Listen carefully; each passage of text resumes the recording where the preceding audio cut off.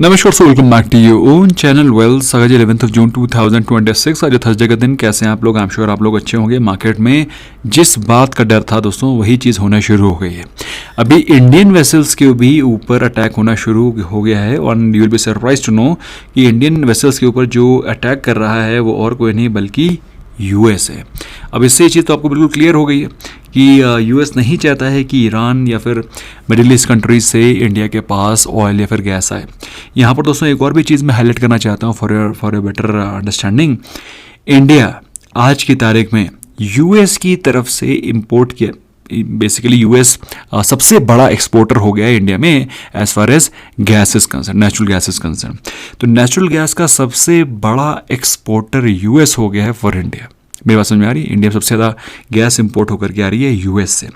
अब ये सारी की सारी चीज़ें क्यों की जा रही हैं अब आपको समझ में आ रहा होगा।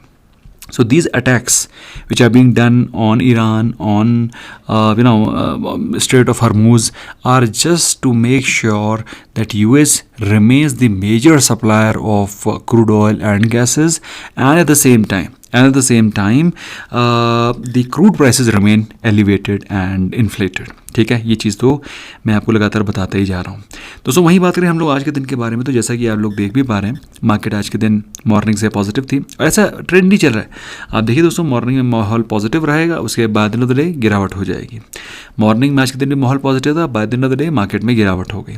कुल मिलाकर के अगर आप देखें तो मार्केट ने आज के दिन भी 23,300 के लेवल्स को टच किया, बट क्लोजिंग कहाँ हुई है? वही 23,200 के आसपास, 23,186 टू बी प्रिसाइज। तो बेसिकली मार्केट को रेंज बाउंड रखने की पूरी कोशिश की जा रही है। आज दोस्तों हम लोग ने निफ्टी बैंक में, एक्सिस बैंक में और एक दो स्टॉक में अपनी पोजीशन क्रिएट करी थी। एग्जैक्ट रेट्स हमने शेयर किए थे, बाकी हम लोग अभी चार्ट्स को आगे डिस्कस करेंगे। निफ्टी 50 में मात्र 53 पॉइंट्स गिरावट के साथ क्लोजिंग हुई है 23,162 के आसपास। वहीं निफ्टी बैंक में बात करें तो 77 पॉइंट्स की तेज़ी के साथ क्लोजिंग हुई है 55,177। नेट अगर आप देखें तो निफ्टी 50 में गिरावट, निफ्टी बैंक में माइल्ड से पॉजिटिविटी, मिड कैप और स्मॉल कैप इंडेक्स में सीवियर कार्नेज चल रहा है। वहीं ग्लोबल मार्केट्स में सेकेंड ट्रेडिंग सेशन के बारे में बात रहे तो गिफ्ट निफ्टी आपको मात्र 30 पॉइंट्स ही नेगेटिव ट्रेड करता हुआ दिखाई पड़ रहा है। ये अभी भी उस नेगेटिविटी को फैक्टर नहीं कर रहा है जिस नेगेटिविटी से इंडिया जूझ रहा है। भैया इंडिया के ऑयल टैंकर्स के ऊपर यूएस अटैक कर रहा है। इसका मतलब समझ रहे हो आप? यूएस चाहता ही नहीं है कि स्ट्रेट ऑफ हॉर्मुज से इंडिया का कोई भी टैंकर निकले। Simple as that. Why will US attack? Why should US attack on Indian tankers, especially if it is having Indian flag? What is your view? You can let me know in the comments. फिलहाल Dow Jones के बारे में बात रहे हैं, 236 points की तेज़ी। इसके अलावा यूरोपियन मार्केट्स में आपको मिक्स क्यूज दिखाई पड़ रहे हैं। जिस तरह के हालात है दोस्तों, मेरे हिसाब से निफ्टी 50 इस प्राइस लेवल के आसपास टिकना मुश्किल है। Ditto photocopy market breadth. Morning में हम लोग ने देखा था, जैसे कल के दिन आपको दिखाई पड़ रहा था, मॉर्निंग में एडवांस सिग्नल रेशो उतना ज़्यादा कंस्टिट्यूट नहीं था, लेकिन by the end of the day अगर आप देखें डिक्लाइनिंग स्टॉक्स में हमको लगातार बढ़ोतरी दिखाई पड़ रही है, एडवांसिंग स्टॉक्स में हमको लगातार गिरावट दिखाई पड़ रही है। दोस्तों आज के दिन हमको जहाँ पर तेज़ी दिखाई पड़ रही थी उसमें लीड कर रहे थे स्टॉक्स लाइक एजिस लॉजिस्टिक्स 15.5% ऊपर, जी एंटरटेनमेंट। अब जी एंटरटेनमेंट में पॉजिटिविटी का रीज़न ये है क्योंकि कंपनी ऑलमोस्ट 3,000 करोड़ के आसपास का फंड रेज कर रही है। Doms, ABDL, Blue Jet are the other top gainers. Losers में जनवरी साइकिलिंग है, बुरी हालत है इसकी, 9.5% डाउन था। बालकृष्ण इंडस्ट्री 5.5% डाउन था। CCL प्रोडक्ट्स, सेम्प्रो, MRPL ये सारे के सारे टॉप लूजर्स थे। सेम्प्रो भी काफ़ी तेज़ी से भागा था ऑफ लेट। वहीं बात रही लास्ट एक हफ्ते का परफॉर्मेंस के बारे में, एजिस लॉजिस्टिक्स 22% ऊपर है, कार्टरेट 22% ऊपर है, Caplin Points, ZEAL, PWL that is Physics Wallah limited is also 15% up in the last 1 week. सारे के सारे टॉप आउट परफॉर्मर्स हैं लास्ट एक हफ्ते के। टूटा कौन है? टूटा है HFCL, 18% डाउन है लास्ट एक हफ्ते में। नैल्को 15% डाउन है। Graphite, Jain recycling, NSL, NSP ये वो स्टॉक्स हैं जहां पर लास्ट एक हफ्ते में सबसे ज़्यादा गिरावट, सबसे ज़्यादा अंडर परफॉर्मेंस दिखाई पड़ा है। वहीं दोस्तों बात करें हम लोग टॉप गेनर्स के बारे में, स्टॉक्स लाइक ICICI बैंक 2% के आसपास ऊपर थे। निफ्टी 50 के को कंसर्न करें तो M&M, Kotak Mahindra bank, JSW steel, Grasim ये सारे के सारे टॉप गेनर्स थे। लूजर्स में इन्फोसिस है 2.5% down, HCL technologies, eternal, Adani port, rent ये सारे के सारे लास्ट एक हफ्ते के सबसे ज़्यादा टूटने वाले स्टॉक्स में शुमार हैं। वही बात रहे लास्ट एक हफ्ते तो नहीं बोला मैंने, मतलब आज के दिन सबसे ज़्यादा टूटे हैं ये। लास्ट एक हफ्ते में तो सबसे ज़्यादा टूटा है विप्रो, 13% डाउन है। इन्फोसिस टूटा है 9%, Tata steel, HCL technologies, Hindalco, ये सारे के सारे टॉप अंडर परफॉर्मर्स हैं। ठीक है, तो अगर आप देखो तो 5 में से 1 2 3 स्टॉक्स तो आईटी के हो गए हैं। वही लास्ट एक हफ्ते के आउट परफॉर्मर्स के बारे में बात करें तो banking stocks like ICICI bank, axis bank, Kotak Mahindra bank, हम लोग दोस्तों इनफैक्ट एसबीआई भी। ठीक है, हम लोगों ने दोस्तों ये वाला पार्ट है ना, इसमें 3-4 दिनों से हम आपको लगातार बताते आ रहे हैं कि Kotak Mahindra bank, axis bank, है ना, यहाँ पे आ रहा था आपको axis bank, Kotak Mahindra bank, ICICI bank, कि इनमें पिछले दिन के कंपैरिजन में हमें हायर एक्यूमुलेशन दिखाई पड़ रहा है। इनको स्टडी कर लो, सीरियसली ले लो। आई डू नॉट नो आप लोग सीरियसली ले रहे हैं कि नहीं ले रहे हैं। फिलहाल आज के दिन भी एक्सिस बैंक इसमें शामिल है। हम लोग ने एक्सिस बैंक में अपनी पोजीशन क्रिएट कर रखी है। Power grid, SBI, Asian paints, HDFC life, ये वो स्टॉक्स हैं जहाँ पर बेहतरीन एक्यूमुलेशन चल रहा है as compare to previous day. So Nifty 50 में मेरा आउटलुक नेगेटिव अभी भी बना हुआ है और लगातार मैं डेली डिस्कस करता आ रहा हूँ। I am expecting the levels of 23,000 to come. हालांकि 23,000 का लेवल मेक और ब्रेक लेवल है निफ्टी 50 के लिए, तो अगर इसको ब्रीच करता है उसके बाद जो सपोर्ट निकल करके आएगा वो आएगा करीब करीब 22,500 के आसपास। इस तरीके से जब आप एक्सटेंड करेंगे तो ये लेवल निकल करके आएगा। ठीक है, तो फिलहाल मेरा जो एक्सपेक्टेशन थी, इस वीक के जो टारगेट्स थे वो थे 23,000 के, जो कि अगर आप देखें तो मार्केट बार बार उसी लेवल के आसपास ही कंसोलिडेट कर रहा है। सिमिलरली निफ्टी बैंक के जो मेरे टारगेट्स थे वो भी कंप्लीट हो गए। निफ्टी बैंक के मेरे टारगेट्स थे पहले मैं चार्ट ओपन कर देता हूँ फॉर ए बेटर अंडरस्टैंडिंग। ये है निफ्टी बैंक। सो निफ्टी बैंक के जो हमारे टारगेट्स थे, पहले टारगेट्स वो थे 55,500 के। आज के दिन निफ्टी बैंक ने 55,600 के लेवल्स को टच किया। हालांकि जो हमारे टारगेट्स थे नेक्स्ट, दैट इज़ 56,500 और 57,500, वो आएंगे कि नहीं आएंगे उस पर अभी क्वेश्चन है, क्योंकि मार्केट में हालात, भैया इंडिया के टैंकर्स पे अगर अटैक होने लगा है तो इसको थोड़ा सा सीरियसली लेने की ज़रूरत है। अब डिप्लोमेटिकली क्या बात होगी, कहीं मैटर एस्केलेट कर जाए, कहीं कुछ बवाल हो जाए, समझ लो नया बवाल हो जाए, कोई मतलब नहीं है। तो ऐसे में दोस्तों थोड़ा कॉशियस रहें। और कल के दिन वैसे भी वीकेंड है, वीकेंड बोले तो वीक का लास्ट ट्रेडिंग सेशन है, तो मार्केट में कल थोड़ी सी और प्रॉफिट बुकिंग गहरा सकती है। दोस्तों बात कर लेते हैं कुछ स्टॉक्स की जहां पर गवर्नमेंट ने भी रिसेंटली ओएफएस लाया है। One among them is NLC India. NLC India में रिसेंटली भी ओएफएस आया है और ओएफएस को देखें तो ओएफएस से पहले ही स्टॉक में गिरावट शुरू हो गई थी। 380 के प्राइस से स्टॉक गिर के ऑलमोस्ट 300 के प्राइस पे आ गया है। ये ओएफएस लाए इसलिए गया था, कुछ लोगों को पता होगा, भाई गवर्नमेंट ने कुछ लोगों को तो पता ही होता है कि इसका ओएफएस आने वाला है और किस प्राइस पे आने वाला है, तो वो टाइम से ही निकल जाते हैं। फिलहाल अभी रिटेल इन्वेस्टर्स और बड़े बड़े एफआईआईज और डीआईएज स्टॉक में इन्वेस्टमेंट कर रहे हैं और कर क्या रहे हैं, मतलब डीआईएज के पास तो कोई ऑप्शन नहीं है, सरकार की तरफ से डायरेक्शन रहता है कि भैया ऐसा है, हमारा ओएफएस आ रहा है तो आपको क्या करना है, आपको बहुत अच्छे से पता होना चाहिए। फिलहाल स्टॉक का एक इंपॉर्टेंट सपोर्ट लेवल है 300 के आसपास। अगर स्टॉक उसको ब्रीच कर देता है, stock will race towards 270-265 levels.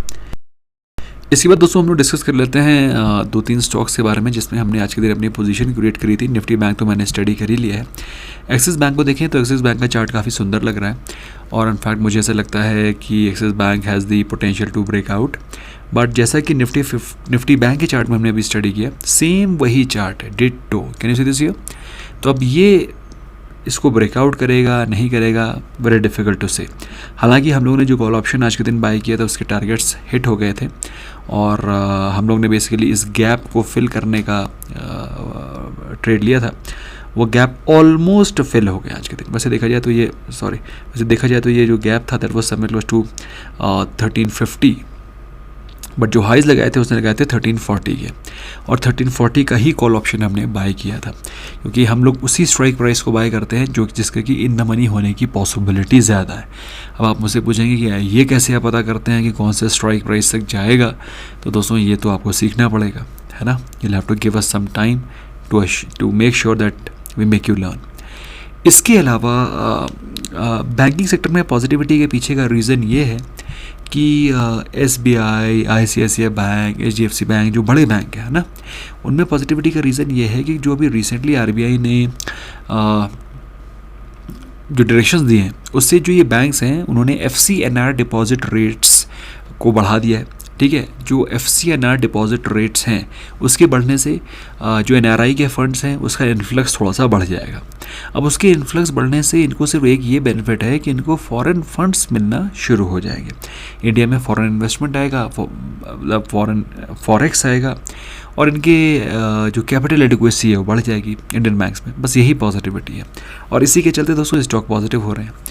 ठीक है, थोड़ा सा पॉजिटिव हो रहा है, क्योंकि ये बहुत बड़ी पॉजिटिव न्यूज़ नहीं है, क्योंकि इंडिया में बहुत ज़्यादा NRIs इन्वेस्टमेंट करने को इंटरेस्टेड है नहीं, क्योंकि people invest not because they are going to get slightly better rates, people invest because they are confident of higher returns and high growth in that nation.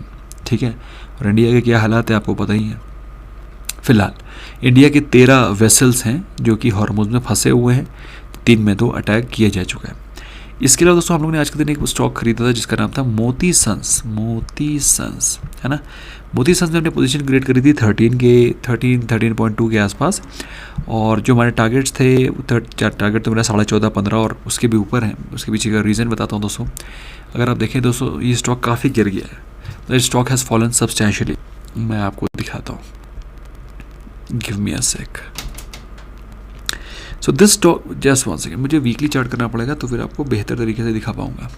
तो अगर आप वीकली चार्ट करते हैं तो फिर आपको दिखाई पड़ेगा IPO के बाद the stock went as high as 32.5, और वहाँ से स्टॉक लगातार गिरता चला आ रहा है, और यहाँ पर हमको एक ट्रिपल बॉटम बना रहा है, 1 2 3। ट्रिपल बॉटम बनाने के साथ में ही अगर आप देखें तो stock 20 week exponential moving average के ऊपर आज के दिन क्लोजिंग देने की कोशिश कर रहा था। हालांकि क्लोजिंग देने पर सक्सेसफुल नहीं रहा है। ओवरऑल वॉल्यूम भी ठीक हो रहे हैं, RSI भी हमको स्ट्रेंथ दिखा रहा है, जो कि पॉजिटिविटी का साइन है। तो इसमें हमने अपनी पोजीशन को ऑलरेडी क्रिएट कर रखा है। कुछ लोगों ने जिन्होंने 3-4% के प्रॉफिट बुक करने होते हैं इंट्राडे, तो उन्होंने ऑलरेडी प्रॉफिट बुक कर लिए होंगे, क्योंकि स्टॉक ने ऑलमोस्ट 14 प्लस के हाइज आज के दिन ऑलरेडी लगा दिए हैं। बट मेरे हिसाब से इसमें पोटेंशियल और ज़्यादा है। इसके अलावा पाइन लैब्स में दोस्तों गुड न्यूज़ ये है कि पाइन लैब्स ने इंडिया की फर्स्ट एजेंटिक पेमेंट प्रोटोकॉल बनाया है ऑन UPI, जिसके तहत AI agents will be able to execute UPI payments autonomously after one time consumer authorisation. अब आप मुझसे कहेंगे इसका मतलब क्या है। इसका मतलब आप ये समझ लीजिए कि पाइन लैब्स AI का यूज़ कर रहा है for facilitating the payments. So this is some new initiative. हालांकि स्टॉक के बारे में बात रहे तो स्टॉक में हमने अपनी पोजीशन बीच बीच में क्रिएट करी है, और मेरे हिसाब से स्टॉक में ऑलमोस्ट बॉटमिंग आउट होती हुई दिखाई पड़ रही। इससे ज़्यादा मैं गिरावट की एक्सपेक्टेशन नहीं रख रहा हूँ, बल्कि मैं यहाँ से रिवर्सल की एक्सपेक्टेशन रख रहा हूँ। क्योंकि अगर आप स्टॉक को देखें तो स्टॉक में हमको पॉजिटिव डाइवर्जेंस दिखाई पड़ रहा है। I personally feel stock has the potential to rise up from here. इसके अलावा गुड न्यूज़ AC स्टॉक्स में है, क्योंकि AC स्टॉक्स में ये गुड न्यूज़ है कि अब AC स्टॉक ही लिखे डाल लें हम। वोल्टास लिखना चाहिए मुझे, या फिर ब्लू स्टार लिखना चाहिए मुझे। तो वोल्टास में गुड न्यूज़ ये है कि इस प्रकार की न्यूज़ आ रही है कि मानसून डिले हो रहा है। तो अगर मानसून डिले होगा तो भाई ऐसा है, गर्मियों में जिसने AC लगवानी थी लगवा ली, क्योंकि इतनी ताबड़तोड़ गर्मी पड़ी है, तो जिन्होंने लगवानी तो ऑलरेडी लगवा ली है। फिलहाल स्टॉक को अगर आप देखें तो 200 वीक एक्सपोनेंशियल मूविंग एवरेज के सपोर्ट पे चल रहा है।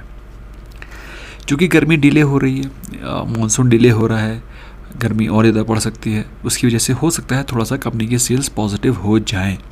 This is something positive which you should be aware. इसके अलावा दोस्तों आज के दिन MTR टेक्नोलॉजी 10% के आसपास गिर गया था। उसमें न्यूज़ ये थी कि कंपनी का एक प्रोजेक्ट, जस्ट 1 सेकेंड, 11% गिर गया था इनफैक्ट स्टॉक। इसमें न्यूज़ ये आ रही है कंपनी का एक प्रोजेक्ट 1.8 गीगावाट का AI डेटा सेंटर का प्रोजेक्ट पॉज कर दिया गया है। हालांकि कंपनी ने बाद में बताया कि ऐसा कुछ नहीं है, कोई प्रोजेक्ट में डिले नहीं है। कंपनी का प्रोजेक्ट एज इट इज़ चल रहा है और 2028 में ये कमीशन भी होगा। हालांकि मैं स्टॉक के प्राइस को लेकर के बहुत ज़्यादा कॉन्फिडेंट नहीं हूँ, क्योंकि अगर आप देखें ये स्टॉक जो कि 1 साल पहले मात्र 1500 रुपये के प्राइस पे ट्रेड कर रहा था, 1500 रुपये का स्टॉक अगर 8000 पे चला जाए, मतलब ऑलमोस्ट मतलब सीधे सीधे अगर आप देखें तो 550% के रिटर्न्स दे रहा हो स्टॉक, तो आपको क्या करना चाहिए? मेरे हिसाब से आपको थोड़ा सा प्रॉफिट लॉक करना चाहिए, और अगर आप नहीं करेंगे तो मार्केट करेगी, वही मार्केट कर रही है। तो हालांकि ये न्यूज़ थोड़ा सा स्टॉक में गिरावट ज़्यादा ले आई है, बट मेरा ऐसा मानना है कि स्टॉक से थोड़ा सा प्रॉफिट लॉक कर लें। ये बहुत पॉजिटिव साइन नहीं है, स्टॉक में fall a bit more. I think that is all from my side friends. मैंने जो इंपॉर्टेंट स्टॉक्स थे, इंपॉर्टेंट न्यूज़ थी, कवर कर दी हैं. So what do you feel about India's India का स्टैंड क्या होना चाहिए इंडिया की शिप्स पे अगर अटैक हो रहा है? What is your view, what is your opinion, what is your take? Do let me know in the comments. That is all from my side friends. Bye bye for now.